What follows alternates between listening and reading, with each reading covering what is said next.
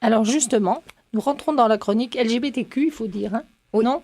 LGBTQ On m'a- plus 2S. Plus oui, de... oui. Bon, enfin bon, je me suis arrêtée à Q. Excusez-moi. Non, Les c'était bon, c'était bon. Alors, Julie Veillancourt, tu viens parce que tu vas faire partie de mes chroniqueurs de la communauté LGBTQ, et tant mieux parce que je l'ai souvent dit, j'ai des garçons que j'adore, que j'adore, que j'aime beaucoup. Mais ça me fait plaisir aussi d'avoir de la présence féminine parce que ça n'existe pas que du côté des garçons, ça existe aussi du côté des filles. Donc, j'ai grand plaisir à vous recevoir toutes les deux. Je ne nomme pas encore l'invitée, c'est toi qui vas la présenter. Donc, je te laisse commencer. Enfin, puis merci. Puis justement, parlant de la présence des femmes dans la communauté, donc Fierté Montréal vient de se terminer. Oui. Puis c'est un constat j'ai vu un beau défilé aussi. Hein, mais c'est un constat qu'on a souvent, c'est que les femmes, on les voit pas, sont invisibilisées par rapport à la communauté gay masculine. Hein? Oui. Donc, dans ce sens-là. Peut-être qu'ils sont plus voyants. Fait que justement, mon invité aujourd'hui, donc c'est une femme de la communauté qui représente la communauté par le biais de son organisme. Donc, c'est Julie Antoine, c'est la directrice générale, la nouvelle directrice générale du RLQ. Donc, le RLQ, c'est le Réseau des lesbiennes du Québec pour les femmes de la diversité sexuelle. Bonjour, Julie. Bonjour, merci de me recevoir. Toute nouvelle directrice, ça nous fait plaisir. Écoute, en tout cas, moi, ça me fait plaisir de te connaître et d'entendre parler du réseau parce que c'est vrai que je connais pas beaucoup. Je connais peu, soyons honnêtes. C'est vrai, il est un peu méconnu. On essaie d'avoir une plus grande visibilité. Là. C'est vraiment notre axe principal depuis que je suis rentrée au poste. Là. Ça fait 4 mois, cela dit. Ça fait pas très longtemps. C'est du tout neuf. Alors, bienvenue dans ton nouveau poste. Merci. C'est ça, le réseau existe depuis 96, donc ça fait quand même 20 ans. Mais, donc, nouvelle directrice générale en poste. Donc, peut-être, Julie, c'est ça, justement, expliquer à Arlette, c'est que ça mange quoi, le RLQ en hiver? Qu'est-ce que ça veut dire? C'est quoi la mission de l'organisme? En fait, le RLQ, anciennement le Réseau des lesbiennes du Québec, aujourd'hui Femmes de la diversité, on représente la voix féminine de la communauté LGBT. Donc, on représente ces femmes au niveau politique, mais aussi au niveau du terrain. On essaie de recueillir les voix pour pouvoir les porter plus haut, les problématiques vécues par les femmes qui sont souvent tenues sous silence. Et donc, moi, j'essaye avec mon équipe de porter ces voix-là à des instances plus importantes pour pouvoir faire des changements au niveau de notre vie. Est-ce qu'il y a plus de difficultés? Peut-être que ma question est simpliste, hein, mais je vais quand même la poser. De difficultés pour les femmes de se reconnaître et puis d'avoir des leaders, d'avoir des exemples, d'avoir des femmes qui elles-mêmes sont reconnues au niveau culturel et autres pour avoir des exemples. Est-ce que c'est plus difficile? En fait, nous, un début au RLQ, on a commencé à faire des capsules vidéo pour donner des modèles aux femmes qui s'affichent, qui font des initiatives autant artistiques, politiques, musicales, diverses formes d'activisme ou diverses formes de projets qui est pour valoriser justement les actions féminines de la communauté. Par manque de modèles aussi. Par manque de modèles. Mais je pense que ce qui est plus difficile, c'est d'aller chercher le public cible. Parce que des femmes, il y en a. Il y en a des femmes qui s'affichent, il y en a qui sont bien dans ce qu'ils ont vécu, il y en a qui sont bien dans ce qu'elles vivent présentement dans leur orientation sexuelle. Donc, c'est vraiment d'aller chercher le public cible qui reste encore un peu caché, les femmes un peu timides. Qui n'osent pas le dire, oui, exactement. Donc, c'est d'aller chercher ces femmes-là, leur dire qu'ils peuvent vivre au grand jour, que c'est pas épeurant, qu'ils peuvent s'afficher et qu'on peut faire de grandes choses aussi. C'est pas parce qu'on est des femmes qu'on doit toujours être au second plan. On a notre place ici, sur Terre. Donc, c'est de montrer, c'est de montrer nos actes. Oui. Ouais. C'est ça. Puis, justement, le RLQ s'adresse à toutes les femmes, donc peu importe l'âge, peu importe aussi la culture, l'identité. Donc, l'identité lesbienne, ça regroupe évidemment d'autres identités, donc bisexuelle, pansexuelle. Donc, peut-être, est-ce que c'est difficile, justement, d'avoir un aussi large public cible, entre guillemets, qui ne porte pas les mêmes étiquettes, entre guillemets, je mets le mot étiquette, entre guillemets, mais... Bien, c'est un peu plus difficile parce qu'en fait, le RLQ, comme je l'ai dit tantôt, c'était anciennement le Réseau des lesbiennes du Québec. Les femmes lesbiennes au Québec ont eu des grandes parties revendicatrices dans les années 70. Il y a eu des gros combats pour la représentation des femmes de la diversité. Donc, aujourd'hui, le fait qu'on englobe plus les personnes queer, les personnes pansexuelles, bisexuelles, bispirituelles, ça... Bispirituel, c'est la première fois que je l'entends. Excuse-moi, je suis obligée d'arrêter là. Oui, Qu'est-ce que c'est bispirituel? Bispirituel, ça vient en fait des cultures autochtones qui pensent que c'est comme l'homme et la femme peuvent se retrouver dans un même sexe. Donc, être bispirituel, c'est regrouper cette égalité homme-femme à l'intérieur même de soi. Alors ça, par contre, je l'avais déjà lu. Excuse-moi. Oui, effectivement, quand tu me l'expliques, je comprends. Je connais. C'était juste le nom, le mot qui me bloquait. Ouais. Mais souvent, moi-même, quand je suis arrivée au poste, je savais pas c'était quoi une pansexuelle. Pansexuelle, c'est une femme ou un homme, parce que on peut le mettre au féminin ou au masculin. C'est quelqu'un qui aime pour l'être qui est devant soi, ou en faisant fi du genre, en fait. C'est aimer pour l'être devant soi. Et c'est... Pour mon esprit à moi, je trouve que c'est pas facile. Non, tu vois, tout. Parce que t'en parles, oui, effectivement, oui, l'ouverture est faite sur tout le monde, mais je sais pas, parce qu'à un moment donné, on a quand même été élevé d'une certaine manière dans un climat familial qui...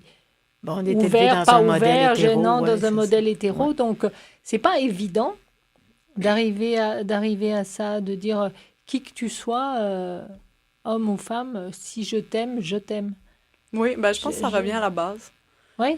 Passer outre les stéréotypes, passer outre le genre, vraiment regarder la personne, ce qu'elle propose, en tant que telle, ce qu'elle est. Oui, je comprends, mais je troudu pas ça facile, de mon point de vue. Après, Mais je pense que diverger dans tous les sens du terme du modèle hétérosexuel est compliqué. Parce que ça prend vraiment une conscience de soi, un respect de soi, être capable de s'affirmer. C'est pas tout le monde qui est capable de faire ça. Il y a des femmes qui sont en couple avec des hommes, malgré qu'ils peuvent être, qui sont lesbiennes ou qui aimeraient être avec une femme. Pour d'autres femmes et puis qui n'arrivent pas qui restent confinées à l'avouer parce que ça ne se fait pas. Oui, ça. Absolument. Ou parce qu'ils vont être reniés par la famille, ou pire encore, dans certains pays du monde, qui vont être lapidés, qui vont être violés. Donc, c'est sûr que nous, au Québec, on est plus... on est plus libre, là, en tant que tel, de s'exprimer, de vivre comme on a envie. Mais c'est sûr qu'il y a plusieurs femmes qui vivent des atrocités partout dans le monde. Mais même au Québec, caché en région, il y a des femmes qui vivent des viols correctifs. Il y a des femmes qui vivent des horreurs, ouais. Mon Dieu, on se fait une petite pause c'est musicale. C'est moins rigolo. Et puis on revient. Non, mais il n'y a rien de drôle. La vie est faite de tout. Elle est faite de rire et puis elle est faite de drame aussi. Ouais. Donc, on part en musique et on revient tout de suite après. Alors, nous voici de retour, toujours avec les deux Julie, Julie Vaillancourt et Julie Antoine. Alors, Julie Antoine, Julie 2, tu nous parlais donc de toutes ces femmes, de toutes ces différences et de toutes ces choses auxquelles... toi-même, tu avais dû apprendre, parce qu'il y en avait certaines que tu ne connaissais pas. Oui, puis ça continue. Marie-Pierre Boisvert, qui est au Conseil LGBT, fait une présentation justement qui s'appelle les soupes, toutes ces lettres dans la soupe à l'alphabet. Donc, elle fait cette conférence pour démystifier justement toutes les nouvelles appellations qui sortent. Mais en même temps, ces nouvelles appellations servent aux personnes à s'identifier telles qu'elles sont. Et ce que j'ai trouvé super intéressant lorsqu'elle a fait la conférence, c'est un moment, elle a dit il faut prendre le temps de nommer les choses. Parce que c'est en nommant qui on est qu'on fait un geste politique. Et puis qu'on existe. Et puis qu'on existe. Donc, c'est pas passer sous silence qui on est. Et elle dit plus il y aura de lettres, plus il y aura de styles de personnes. Et peu importe, on ira jusqu'à Z. Et on ajoutera si possible. Mais il faut que les gens puissent s'identifier tels qu'ils sont et ne pas rentrer dans des carcans qui sont déjà faits. C'est plutôt quand on l'annonce à la radio. Ouais. J'aurais pas tout, alors je raccourcis un peu. Mais dans la communauté, même, on utilise beaucoup LGBTQ+. Oui, voilà. On rajoute le plus pour dire. Mais on essaie de prendre en considération la plupart des gens... qui vivent des situations, on est tous différents, donc bien sûr. On vit tous des choses différentes, on vient de familles toutes différentes, donc on ne peut pas tous avoir le même discours, donc il faut qu'on se trouve à l'intérieur de tout ça. Là. Alors, je peux poser une question, Julie? Oui, vas-y. Excuse-moi, parce que c'est ton entrevue, et c'est moi qui suis en train de parler, mais comment on en vient à être présidente de cette association? Mais je m'en allais poser cette question. Ah, d'accord, alors je dans mes pensées, c'est ça. Excuse-moi de te l'avoir prise. En fait, moi, c'est un addon parce que mon background, j'ai fait un bac en art. Au début, j'ai fait un bac en psycho et j'ai fait une maîtrise en art-thérapie. Donc, je suis art-thérapeute de formation. Mon rêve était de travailler chez le docteur Julien ou au Children ou Sainte-Justine avec les enfants. Moi, je me suis spécialisée en enfance et en adolescence. Donc, mon but, c'était de travailler auprès des jeunes pour les aider à se développer leur plein potentiel. Puis, lorsque j'ai sorti de la maîtrise, l'art-thérapie est très méconnue encore au Québec et on est invisibilisé par l'ordre des psychologues, même qu'on est traité de sorcière par l'ordre des psychologues. Ah oui, encore aujourd'hui? Oui. Donc, on n'a pas le titre de psychothérapeute, donc c'est quand même un lourd combat. Donc, rentrer dans des hôpitaux, c'est un peu plus difficile pour moi parce que, en tout cas, tout ça pour dire que lorsque j'ai fini ma maîtrise, je trouvais pas d'emploi parce que j'étais souvent surqualifiée pour les postes sur lesquels j'appliquais. D'accord. Et où j'avais pas les papiers requis pour pouvoir travailler dans les places que je voulais.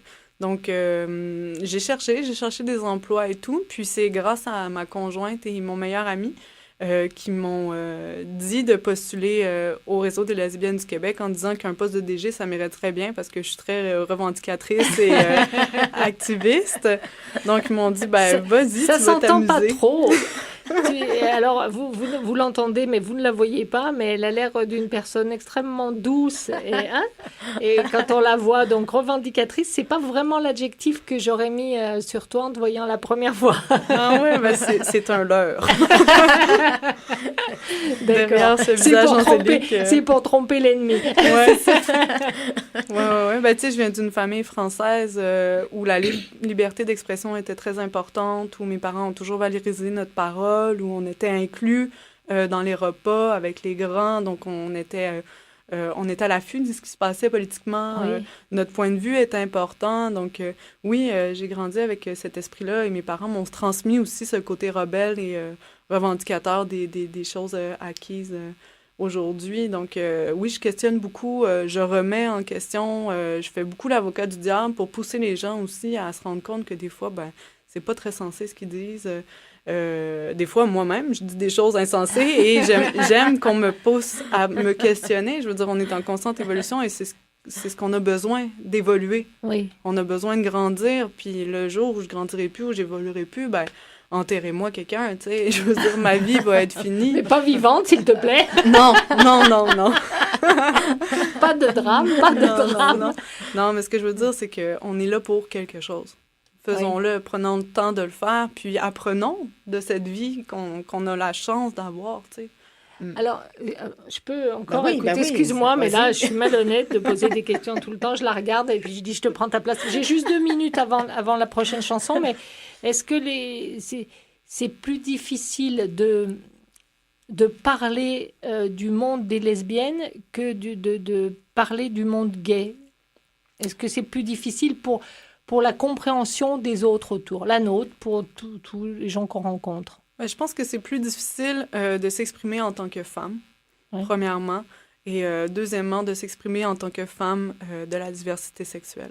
Oui, on est stigmatisé, on est mis de côté, souvent notre parole est à moitié écoutée, on vit encore des préjugés importants sur qui on est.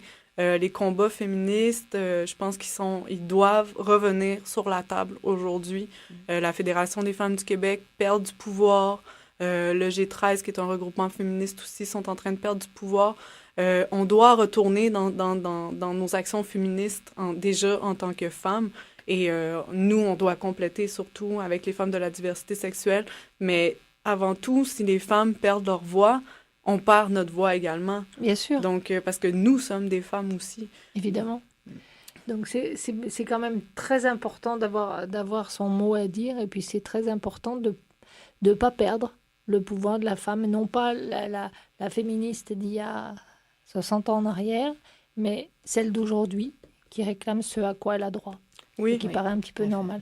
Sur ces belles paroles, on part un petit peu en musique, puis on revient tout de suite après. Alors nous voici de retour avec les Julie, j'ai envie de dire, et je fais mon mea culpa. J'ai pas laissé parler Julie Vaillancourt qui était là pour faire son entrevue. Je t'en demande officiellement pardon, et là, je te laisse. Vas-y. Mais il n'y a pas de problème, c'est pas grave. Donc, t'es allée dans mes questions en plus, fait que c'est parfait. Bon, alors... Non, mais ça, je disais en introduction du sujet que, Fierté Montréal vient de se terminer. Donc, c'était du 10 au 20 août. Donc, c'était la première édition pan-canadienne. C'était nécessairement gros cette année à cause de ça, donc c'est la première fois. Donc, nécessairement, il y avait davantage de visibilité médiatique dans les grands médias, si on veut. Mais en tant que femme de la diversité sexuelle, Julie, donc au RLQ, qu'est-ce que tu as remarqué sur le terrain? Donc, vous avez organisé des événements au RLQ, mais ça serait quoi ta conclusion? Est-ce que tu en tires? Est-ce que les femmes étaient autant visibles que les hommes? Est-ce qu'elles étaient invisibilisées encore comme les autres années? Donc, est-ce que tu tirerais une conclusion de cet événement festif-là? Ce serait quoi ton bilan? En fait, on a écrit une lettre à Fierté et à la communauté en mentionnant le fait que les femmes avaient été invisibilisées dans ce grand événement et où on a notre place, comme tous les autres, en fait. Et dans la communauté même, si on fait de la discrimination, je pense que on fait une belle régression, là.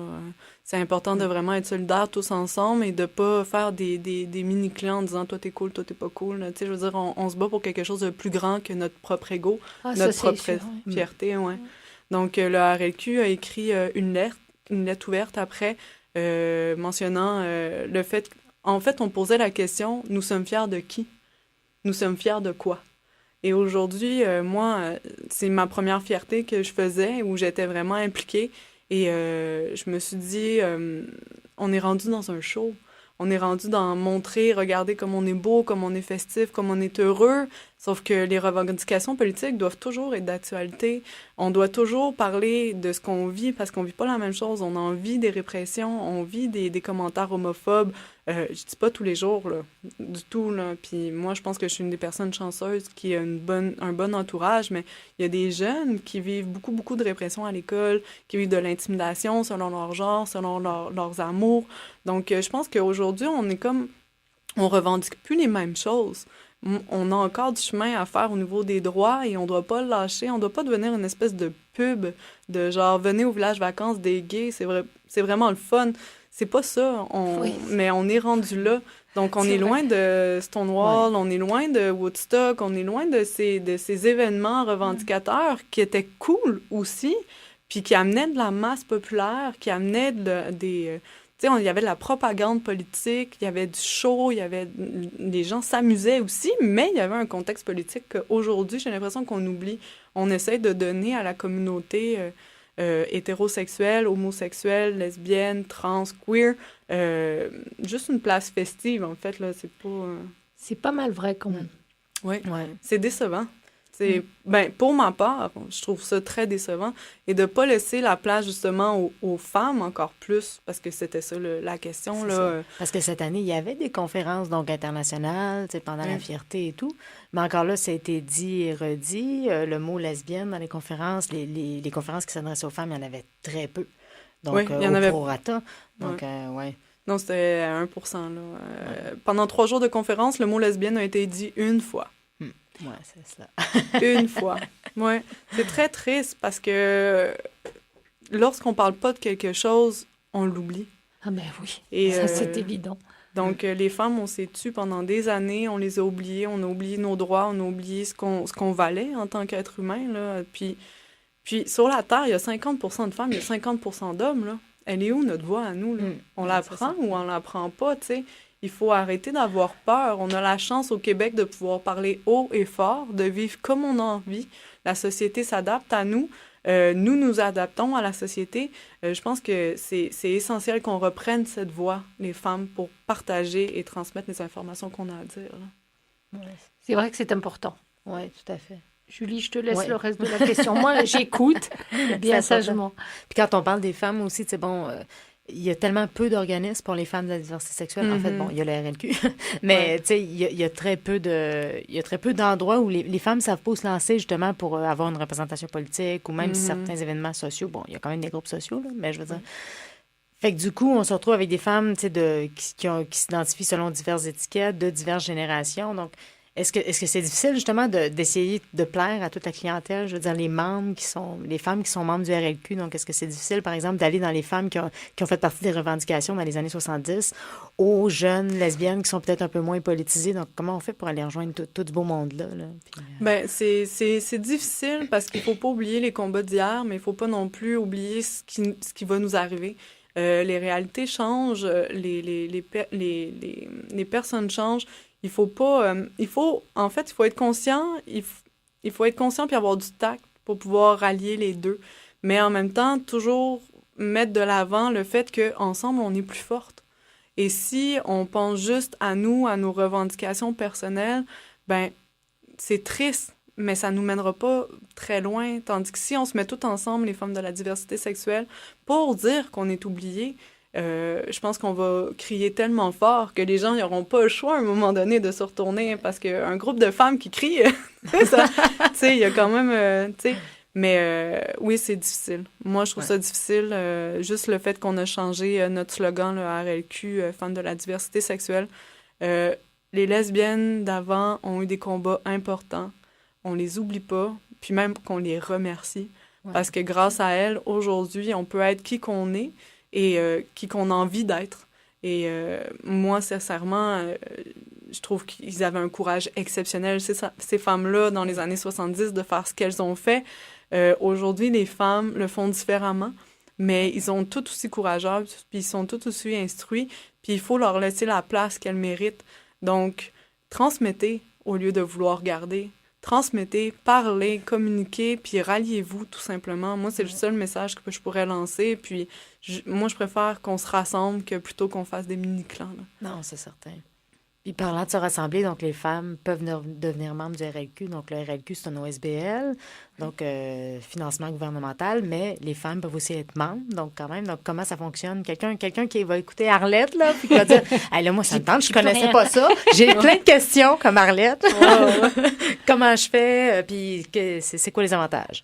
Bon, en fait, pour devenir membre au RLQ, vous pouvez aller sur le www.rlq-qln.ca ou aller sur notre page Facebook du RLQ. Alors, je répétais, RLQ, un trait d'union. Oui, QLN. QLN. Québec Lesbian Network. D'accord. Parce qu'on est un organisme national, puis bilingue. Donc, on représente vraiment les femmes de la diversité sexuelle, autant francophones qu'anglophones. C'est une bonne chose. Oui, c'est une bonne chose. Puis, donc, on peut s'inscrire à partir de là. Puis, sincèrement, il peut y avoir 1001 raisons de s'inscrire plus artificielles au RLQ. Vous pouvez gagner des tirages, vous pouvez participer dans des soirées, vous pouvez participer à des colloques, mais je pense que la raison principale, c'est vraiment de nous donner une voix. C'est un don symbolique. C'est juste faire dire « je suis présente ». C'est 5 $, c'est vraiment pas cher. 5 $, c'est même pas une location d'un film. Oui, c'est ça. Quand on y passe. Oui, vraiment. Netflix, ça coûte plus cher au mois. Donc, c'est vraiment un don symbolique qui disent, en fait, la femme qui donne ce 5 $-là mentionne qu'elle est derrière nous, qu'elle est un appui. Et c'est juste ça qu'on veut, nous, parce qu'on est subventionné par la SACEQ. Et on n'a pas beaucoup d'argent, mais ça nous dérange pas parce que ce qu'on fait, on aime ça. Et c'est motivant, mais c'est sûr que ce qui est motivant, c'est de savoir qu'on parle pour toutes les femmes qui sont derrière nous. Et ces femmes-là, ben, pour savoir qu'ils sont avec nous, ben, il faut qu'ils s'inscrivent au niveau du réseau. Donc, c'est vraiment un don symbolique là, qu'on donne à la guignolée tous les hivers. Mais en même temps, ça fait que nous, on peut aller voir le gouvernement en disant, ben, on a tant de membres derrière nous. Les femmes ont besoin d'une voix, tu sais. Oui. Puis les femmes sont prêtes à se mobiliser, sont prêtes à faire un don, sont prêtes à être là. Donc, c'est vraiment la raison principale pour laquelle moi, je vous inciterais, mesdames, à venir au RLQ. Vous avez aussi accès à l'infolettre. Donc, tu sais, ça peut paraître mystérieux ce que je fais, là. Oui, elle va sur des tables de concertation, elle va voir des gouvernements pour dire les femmes de la diversité sexuelle, blablabla, blablabla. Mais oui, c'est mystérieux, mais si vous avez l'infolette, si vous avez accès à l'infolette, vous pouvez voir toutes les représentations politiques que je fais par mois. Donc, au cours du mois d'août, j'ai fait 27 représentations politiques. Donc, Wow. pas juste... oui. Pas juste avec des gouvernements, mais je travaille aussi sur des programmes pour les logements, l'accessibilité au logement pour les femmes de la diversité sexuelle, pour la sécurité des femmes de la diversité sexuelle. Je travaille sur différents comités de la RQCALAC pour les femmes victimes de violences, pour mentionner aussi, parce qu'il ne faut pas oublier que les femmes bisexuelles sont une des principales cibles de violences sexuelles dans tous les styles de femmes, là. Donc, il faut qu'on soit là. Et les bisexuels, ils n'ont pas de représentation. Il n'y a pas de regroupement. Il n'y a pas de regroupement. Donc, nous, on prend part à ça, on constate ça. Donc, lorsqu'on est sur des tables comme ça, c'est certain qu'on va appuyer ça, là. C'est certain qu'on va être là pour défendre puis dire non, vous ne pouvez pas faire ça comme ça peut pénaliser ces femmes-là, là. Wow. Un petit moment musical, puis on revient tout de suite après, les Julie. On y va. Alors, nous revoici avec les deux Julie. J'aime dire ça. Ça va bien. Alors, Julie Vaillancourt, je te laisse poser des questions. Oui, oui. Ça, tu parlais des avantages d'être membre. Donc, s'il y a des hommes qui nous écoutent et qui disent ça fait un peu ghetto cette affaire-là, moi, je peux pas devenir membre, qu'est-ce que tu leur réponds? En fait, ils peuvent devenir membres parce que je pense que ça montre leur implication puis ça montre qu'ils veulent donner une voix aux femmes. Donc, pour nous, on appelle ça les alliés. Donc, c'est des personnes qui sont impliquées, même des femmes hétérosexuelles, qui disent, moi, ma fille est lesbienne, j'ai envie de donner pour qu'elle puisse avoir une chance de pouvoir s'exprimer, puis qu'elle ait une représentation politique. Pareil pour des pères de famille, pareil pour des amis. Je veux dire, on en connaît des femmes de la diversité sexuelle. C'est pas parce qu'on les tait ou qu'on les oublie ou parce qu'elles sont pas du stéréotype butch, là, tu sais, qu'on n'est pas tout le temps confronté à leur réalité en les regardant. On oublie ce qu'elles sont, ce qu'elles vivent. Donc, il y en a des personnes qui les connaissent. Donc, oui, moi, je suis tout à fait ouverte à ce qu'ils veulent nous donner un appui politique en disant « nous sommes derrière vous ». Absolument. Puis, je suis vraiment pour l'ouverture, puis pour une ouverture, puis vraiment des rapports égalitaires. Oui, non, tout à fait. Donc, je suis qui, moi, pour dire « tu ne peux pas ». Je suis pas personne, là. Je veux dire, si tu as envie de donner à quelqu'un parce que tu te sens impliqué ou que tu as envie de promouvoir quelque chose de plus grand que toi, let's go, là. Moi, je t'encourage. Ça, puis le RLQ, fait de la représentation politique, mais il faut savoir aussi que vous organisez quand même là, des événements, donc des activités, entre guillemets. Donc, durant Fierté Montréal, donc le RLQ organisait la Elle-Marche, donc marche de femmes et alliés aussi pour que la femme réinvestisse l'espace public finalement. Donc il y avait quelque chose de très politique dans cette activité-là. Mais vous en avez à venir, j'imagine, des activités? Oui, le 9 septembre, on fait le Bateau Dragon, qui est une activité, qui est une levée de fonds pour l'Astérix, qui est un organisme LGBT qui aide les jeunes, en fait, LGBT à justement mieux se comprendre, poser des questions au niveau de la sexualité, de la prévention des maladies et tout. Oui. Donc, le RLQ a un bateau pour compétitionner lors de cette journée. Il y a un homme dans notre bateau, donc oui, on est ouverte. Mais on a besoin de bras aussi, donc... c'est ça, on fait ça. On va faire plusieurs autres activités. En fait, on est en train d'organiser un comité social parce que lorsque je suis arrivée au RLQ, il y avait une grande femme qui était au poste, Manon Deschênes, mais qui était seule. Donc, elle avait beaucoup de difficultés à faire plusieurs choses. Elle s'est vraiment concentrée sur la politique. Moi, j'ai eu la chance qu'elle débroussaille un peu le terrain avant moi et qu'elle me mette des alliés avec moi au bureau. Donc, il y a Julie Vaillancourt qui est... Oui, je fais mon coming out. qui est au niveau de la communication. Et on va débloquer un poste aussi au niveau de l'animation pour donner aux femmes une place pour pouvoir s'exprimer, pour pouvoir aussi faire des ateliers éducationnels, pour faire aussi des espèces de matchage pour pouvoir pallier, par exemple, je voulais créer une façon dont on pourrait mettre une femme, mettons, avocate, avec une femme qui a un besoin au niveau juridique, là, sans dire que, tu sais, elle va tout tout prendre sans rien donner, là, mais de faire des pairages comme ça pour pouvoir aider ces femmes-là. Donc, un espèce de réseautage professionnel pour pouvoir, ensemble, qu'on s'aide, pour qu'on se serre les coudes un peu, parce qu'il y a des femmes qui n'ont pas d'argent puis qui peuvent pas aller chercher certains juste petites informations qui pourraient changer leur vie, tu sais, au niveau juridique. Puis un avocat, on le sait, ça coûte cher, mais ça peut être aussi coudre. Tu sais, ça peut être des petites choses super simples de la vie, partagées, en fait. Je veux qu'on réapprenne à partager autant nos histoires que autant nos forces, en fait. C'est valoriser les forces des femmes pour qu'elles puissent se déployer. Oui, non, tout à fait pas. On a besoin de partage aussi. Oui. Peut-être en terminant, donc je pense qu'un DG d'un organisme, c'est aussi une personne de vision, à prime abord. Donc, tu vois le RLQ dans 5 ans, par exemple, ou 2, là. Tu le vois où? Ben, le RLQ, mais c'est une bonne question parce que je suis une fille qui vit beaucoup au jour le jour. J'aime être challengée par les défis actuels et pas trop me projeter, tu sais. Il faut aussi être dans le contexte, il faut vivre dans le contexte présent, puis pas toujours chercher ailleurs. Mais s'il y a une chose que j'aimerais beaucoup développer au RLQ dans un futur, ça serait de pouvoir aider les femmes outre-mer. Donc, ces femmes-là qui sont dans le besoin, qui vivent des grandes formes de violence importantes, pouvoir un peu plus les guider, les aider dans leur processus d'immigration ou des choses comme ça. J'aimerais vraiment ça qu'on aille un peu plus loin, aller voir les Autochtones aussi, parce qu'on est un organisme national, mais on a de la misère à se mobiliser, on a de la misère à avoir des sous pour aller dans les communautés autochtones. Donc, c'est des femmes aussi qui sont souvent oubliées. Ouais. C'est des femmes qui vivent des extrêmes violences et qui ont vécu récemment des violences inimaginables et qu'on passe sous silence et qu'on a de la misère à savoir le fin fond de l'histoire et tout. Donc, j'aimerais ça pouvoir... qu'on puisse, le RLQ, pouvoir un peu plus les aider, Génial. Eh bien, on est au mot de la fin. Ben oui. Alors, merci Julie-Antoine d'avoir été là, puis d'avoir répondu si bien aux questions de Julie Vaillancourt et aux miennes aussi. Merci. Julie Vaillancourt, merci pour ta première co-animation avec moi. Merci de m'avoir laissé parler quand même. Ben oui, c'est certain, voyons. Écoute, j'espère que tu reviendras.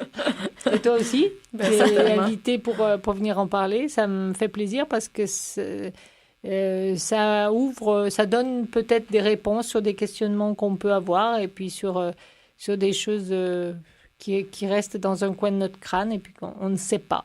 Donc, quand on ne sait pas, on a peur. Et l'ignorance engendre la peur. Donc, moins d'ignorance, moins de peur. Ouais. C'est sur ces belles paroles que nous allons nous quitter et que je vous dis à tous à la semaine prochaine. Santiago, merci d'avoir été là, comme toujours. Et tu es merveilleux. J'ai le droit de lui dire. Et on se dit à la semaine prochaine. Au revoir à tous. Merci.